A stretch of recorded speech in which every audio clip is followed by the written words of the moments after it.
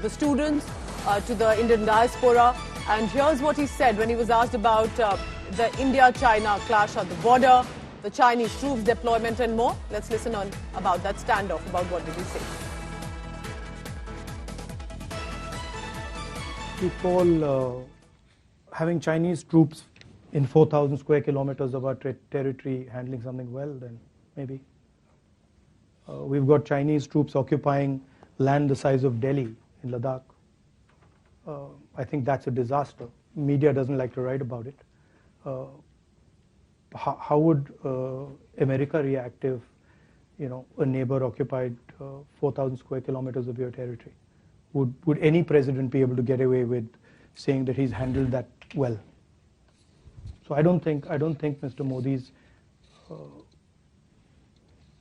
handled China well at all. I think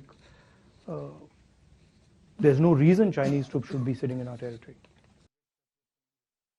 So I go now to Rohit Sharma on the ground in the USA. Rohit, so clearly a lot of comments, a lot of statements made on different issues. He's catering as much to the USA, to the diaspora, as much to Indians back home. Do you think this, whether it's China, India standoff, it's the caste census, what according to you is the strategy at play for Rahul Gandhi speaking about these domestic issues in the USA?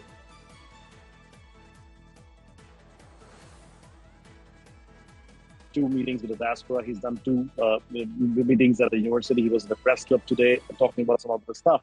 I think he's trying to, evoke some statements. And I think he knows, I think from what I've observed, and I was with him for 2 days covering his events, I think the strategy is to talk about stuff and get reactions in India. And I think he's been very successful at that.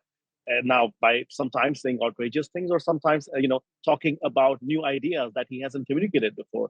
Like, as we talked about reservation to begin the conversation with. So I think that's been his strategy.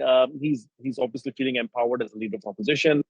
There's a sense of air around him where he thinks he can make these comments, he can meet the lawmakers, he can talk to them, he can discuss ideas and his vision of what India is and learn. And that's what he said. Learn by speaking and listening to people and what they have and take it back and implement some of those ideas in India.